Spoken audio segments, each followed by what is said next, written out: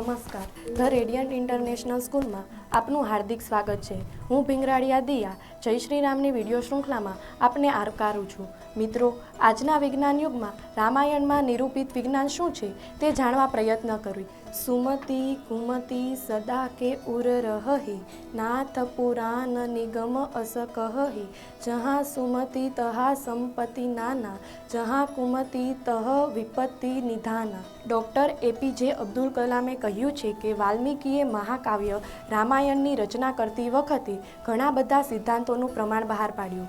એક બાજુ તેમણે આકાશના ગ્રહો અને નક્ષત્રોની સ્થિતિ તેમજ ઘણા બધા સ્થળોના ભૌગોલિક ચિત્રો ઉપરાંત ઋતુઓનું વર્ણન કર્યું. આધુનિક તારામંડળ સોફ્ટવેરના ઉપયોગથી ખગોળની ગણનાઓ દ્વારા એ સાબિત કરવામાં આવ્યું કે રામાયણમાં રજૂ કરેલી રચનાઓ વાસ્તવમાં 7000 વર્ષ જૂની છે. આજનો યુગ વિજ્ઞાનનો યુગ છે. વિજ્ઞાનને આધારે મનુષ્યએ પ્રકૃતિના અનેક રહસ્યો ઉજાગર કરીને અદ્ભુત સફળતા હાંસિલ કરી છે. ભારત માટે આ કોઈ નવી વાત નથી. આપણા પૂર્વજો વિજ્ઞાન ક્ષેત્રે ખૂબ આગળ વધી રહ્યા હતા, પરંતુ કાળક્રમે સ્થિતિમાં ફેરફાર આવ્યો. આપણે બધા રામચરિત્ર માનસનું વાંચન કરીએ છીએ, પરંતુ કોઈએ ક્યારેય વિચાર્યું કે રામાયણમાં વર્ણન કરેલા તરતા પથ્થરો, સૂર્યોદય પહેલાં મૂર્છા અવસ્થામાં દૂર કરતી જડીબુટ્ટીઓ, શિવજીના નેત્રમાંથી કામદેવને ભસ્મ કરતા કિરણો, હજારો યોદ્ધાઓ દ્વારા ધનુષ્ય ઉપાડવાના અસફળ પ્રયત્ન અને એ જ ધનુષ્ય એકલા શ્રીરામે ઉપાડી તોડી નાખવાની ઘટના, માનવ રહિત પુષ્પક વિમાન પાછા ફરવાની ઘટના, સુવર્ણલંકા સળગાવી અને રાવણને દશાનંદ કહેવાની વાતમાં કયું રહસ્ય અને વિજ્ઞાન હતું? સામાન્ય જન રામાયણનો ખરો અર્થ સમજતા જ નથી. કંકાસ કે લડાઈ ઝઘડા થાય તો રામાયણ થઈ એવા રૂઢિપ્રયોગથી પ્રયોજે છે. ખગોળમાં સૂર્યને ઉત્તરની તરફ જવાની ક્રિયાને ઉત્તરાયણ કહે છે અને ખગોળમાં સૂર્યને દક્ષિણની તરફ જવાની ક્રિયાને દક્ષિણાયન કહે છે. તેવી જ રીતે મનુષ્યને રામ તરફ જવાની ક્રિયાને રામાયણ કહે છે. રામાયણમાં ઉલ્લેખ હોય તેવા લગભગ 182 છોડ, ફળ, વૃક્ષો, ફૂલો સહિત સાચા હોવાનું જાણવા મળ્યું છે. વનસ્પતિના શાસ્ત્રીઓએ વાલ્મીકી રામાયણ દ્વારા ઉલ્લેખિત વનસ્પતિ અને પ્રાણીઓની સૃષ્ટિના અસ્તિત્વવાળી પુષ્ટિ કરી છે. તેઓ ભગવાન રામ, સીતા, લક્ષ્મણ દ્વારા ઉત્તરથી દક્ષિણમાં અયોધ્યાથી 14 વર્ષ સુધી જંગલમાં વનવાસના ભાગરૂપે પ્રવાસ કરેલા માર્ગને ટ્રેક કર્યો. એ વિસ્તારના કોમ્બિંગ દરમિયાન રામાયણમાં લખાયેલા તમામ છોડની પ્રજાતિઓને ઓળખવામાં સફળતા મળી છે. જ્યારે મહર્ષિ વિશ્વામિત્ર રામ અને લક્ષ્મણને મિથિલામાં સીતાના સ્વયંવરમાં લઈ જાય છે, ત્યારે તેઓ ત્યાં એક વિધિ કરે છે. આ વિધિ કર્યા પછી રામ અને લક્ષ્મણ બંનેને પોતાના બાકીના જીવનમાં ભૂખ અને તરસ પર કાબૂ મેળવી લે છે. તેઓ માત્ર થોડી માત્રામાં ખોરાક અને પાણી પર ટકી રહેવાની ક્ષમતા ધરાવે છે. આજે દેશના જાણીતા ડાયટિશિયન આ જ પદ્ધતિનો ઉપયોગ કરીને ઓછા ખોરાક દ્વારા જીવન જીવવાની કળા ખીલવી ચૂક્યા છે. તાજેતરમાં ભારત પાકિસ્તાન બોર્ડર પર એક અદૃશ્ય વાડ બનાવવામાં આવી છે. તેને સૈનિકો લક્ષ્મણ રેખા તરીકે ઓળખે છે. આ રેખા પર કોઈ વ્યક્તિ પસાર થાય તો તરત જ સાયરન વાગવા મળે છે. આ બીજું કંઈ નથી પણ લેસરના શેરડા દ્વારા બનાવવામાં આવેલી એક અદૃશ્ય દિવાલ છે. રાતના સમયે તે સ્પષ્ટપણે જોઈ શકાતી હશે. એક લેસર ગન દ્વારા ઘણા બધા વિસ્તારો કવર કરી શકાય છે. મારા ખ્યાલ મુજબ લક્ષ્મણે પણ આવી કોઈ જ રેખા બનાવી હશે. રામાયણમાં પુષ્પક વિમાનનો ઉલ્લેખ થયેલો છે. પુષ્પક વિમાનના ચિત્રો નાનપણથી આપણે જોતા જ આવ્યા છીએ, પરંતુ તે હકીકત છે તે માનવું અઘરું હતું. ત્યાર પછી ટેકનોલોજી જેમ ડેવલપ થઈ તેમ જાતના ડ્રોનો બનવા માંડ્યા. ત્યાર પછી પુષ્પક વિમાનની શક્યતાઓ નકારી શકાતી નથી. પુષ્પક વિમાનનું પ્રાચીન ચિત્ર આપેલ છે. તેને અત્યારના ડ્રોન સાથે સરખાવીએ તો બહુ મોટો ફેર જણાતો નથી. અત્યારના પ્રોગ્રામેબલ ડ્રોન નક્કી કરેલી જગ્યાએ પોતાને મેળે પહોંચી જાય છે અને પાછા પણ આવી જાય છે. રામાયણના સમયમાં તે બધા જ વિમાનો મનના વિચારોથી કંટ્રોલ થતા હતા. આપણે હજી સુધી તે ટેકનોલોજી સુધી પહોંચ્યા નથી. વિમાનશાસ્ત્રના પ્રાચીન પુસ્તકોમાં જાતના વિમાન, ડ્રોન, UFO બનાવવાની પદ્ધતિ આકૃતિ સહિત આપેલી છે. આશ્ચર્યજનક વાત તો હવે શરૂ થાય છે. રામાયણમાં રામના મૂર્તિઓ કે ચિત્ર જુઓ ત્યારે ઉડીને આંખે વળગે એવી વસ્તુઓ છે. રામનું ધનુષ્ય, બાણ. આ ધનુષ્યની ઊંચાઈ રામની ઊંચાઈ કરતાં પણ મોટી છે. એ મૂર્તિનો ફોટો અને આધુનિક ધનુષ્ય એટલે કમ્પાઉન્ડ બોન્ડનો ફોટો જોતા ખ્યાલ આવે છે કે ધનુષ્યની બંને બાજુ પુલ બેક સ્પ્રિંગ ગોઠવેલી છે. ચાવીવાળી ઘડિયાળમાં પણ આ પ્રકારની સ્પ્રિંગનો ઉપયોગ થાય છે. આનો ઉપયોગ રમકડાની ગાડીમાં પણ થાય છે. પહેલાં ગાડીને પાછળ ચલાવીને છોડી દેવામાં આવે તો તે ઝડપથી આગળની તરફ ગતિ કરે છે. તેવી જ રીતે આધુનિક ધનુષ્યની બંને બાજુ ગોળાકાર સ્પ્રિંગ ગોઠવેલી હોય છે. પણછને જ્યારે પાછળ ખેંચવામાં આવે છે ત્યારે પણછમાં તાકાત ઉત્પન્ન થાય છે. સાથે સાથે સ્પ્રિંગમાં જબરદસ્ત શક્તિ ઉત્પન્ન થાય છે. પણ આવા ધનુષ્યથી જ્યારે તીર છોડવામાં આવે છે ત્યારે તે ખૂબ જ દૂર સુધી જાય છે અને તે ખૂબ જ ભયાનક સાબિત થાય છે. આ મૂર્તિમાં મૂર્તિકારે બનાવેલા રામના નાનકડા બાણનો આગળનો ભાગ પ્રમાણમાં જાડો છે. તે અણીદાર તીર જેવો નથી. આ ભાગમાં ચોક્કસ પદાર્થમાં વિસ્ફોટક પદાર્થ ગોઠવેલા હોવા જોઈએ. આ મૂર્તિમાં કંડારેલ તીરનો પાછળનો ભાગ પ્રમાણમાં જાડો અને પહોળો છે. આવું કેમ? મિસાઇલના પાછળના ભાગમાં રોકેટમાં હોય તેવો દારૂગોળો હોય છે. પલ્લીતો ચપાય ત્યારે તે ખૂબ જ દૂર સુધી જાય છે.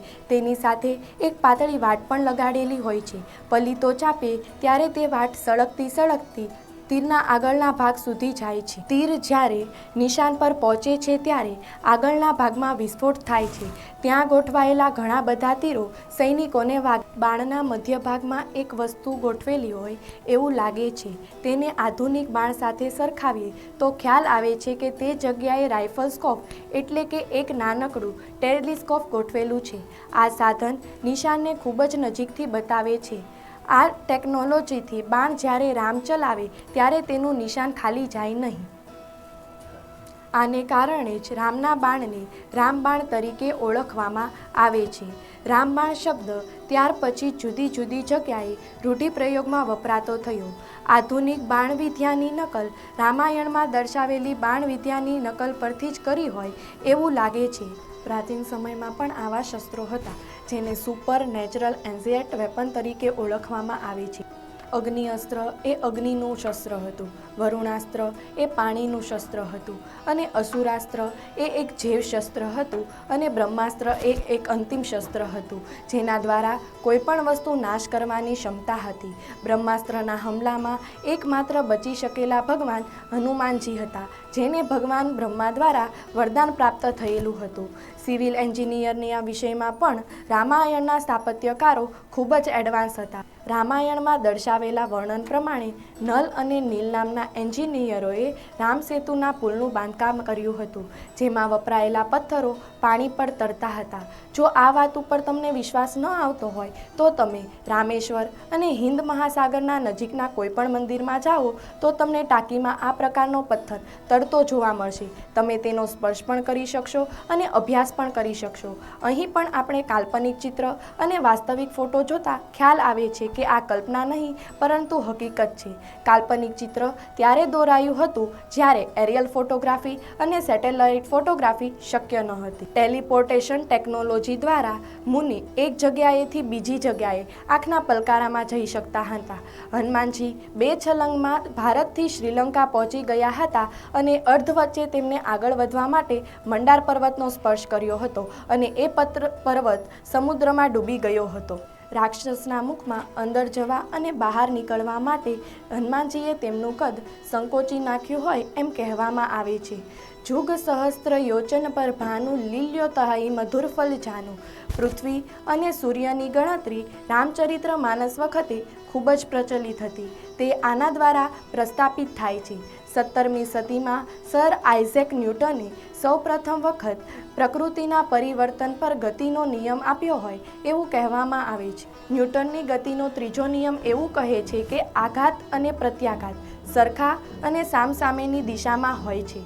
સંત કવિ તુલસીદાસજીએ આનું વર્ણન કરતાં કહ્યું છે કે હનુમાનજી જે તાકાતથી ઉપર તરફ છલાંગ લગાવે છે તે જ શક્તિથી પૃથ્વીની જમીન પાતાળમાં સમાઈ જાય છે. આઘાત અને પ્રત્યાઘાતનું આ ઉત્તમ ઉદાહરણ છે. કાળાંતરે જ્યારે ભારત અને વિશ્વનું ધ્યાન આ શક્તિઓ તરફ આકર્ષાયું ત્યારે ઘણીવાર થઈ ગઈ હતી. આ ઉપરાંત સમર્થ માર્ગદર્શન આપનાર વ્યક્તિઓ પણ સંપૂર્ણપણે લોપ થઈ ચૂક્યો હતો.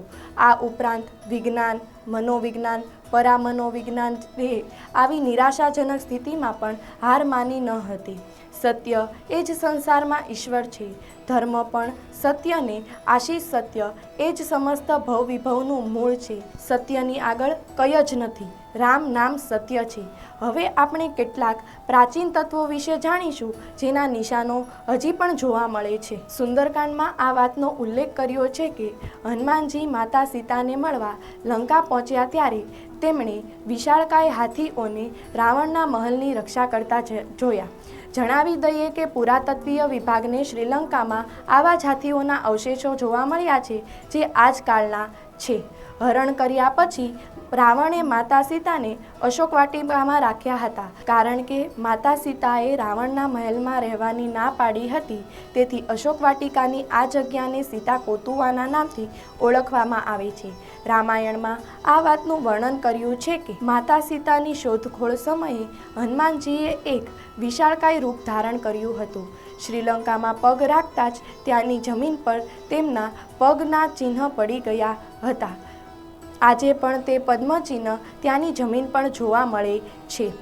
ખગોળ, સમુદ્ર, જમીન, પુરાતત્વીય સાહિત્યો અને વૈજ્ઞાનિક સાક્ષ્યોમાં ગંગાની સમગ્ર વાર્તાની સમજ રામાયણમાં થઈ છે. ગંગા નદી આશરે ઈસવીસન 6000 વર્ષની આસપાસ હિમાલયથી નીકળી બંગાળની ખાડી સુધી વહે છે. શ્રીરામ સૂર્યવંશી પરંપરાના 64મા શાસક હતા.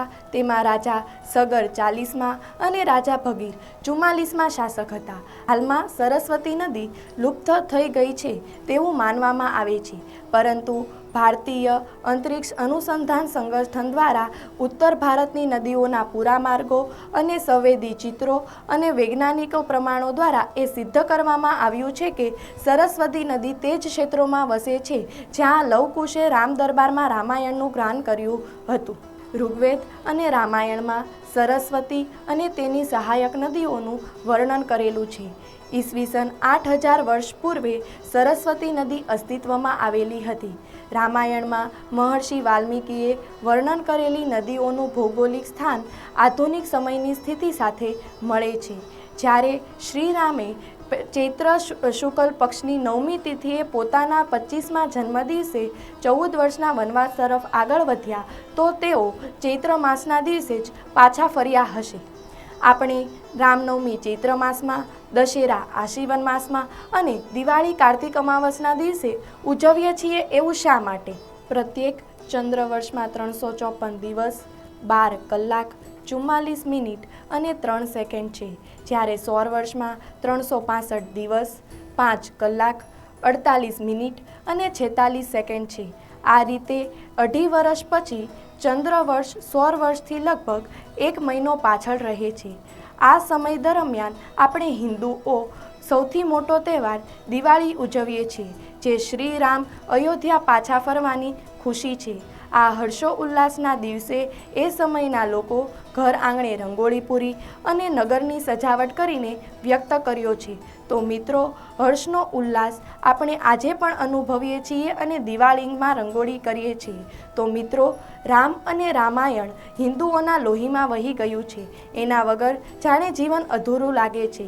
એ આપણી સંસ્કૃતિ છે. તેને જાણવાની, માણવાની અને વહન કરવાનો આપણો ધર્મ છે અને એ આપણી હક અને ફરજ પણ છે. આવો આપણે સૌ આપણી મહાન સંસ્કૃતિને ઉત્સવની જેમ જીવનમાં ઉજવીએ. તો મળીએ જય શ્રી રામ વિડીયો શૃંખલાના નેક્સ્ટ વિડીયોમાં. જય શ્રી રામ.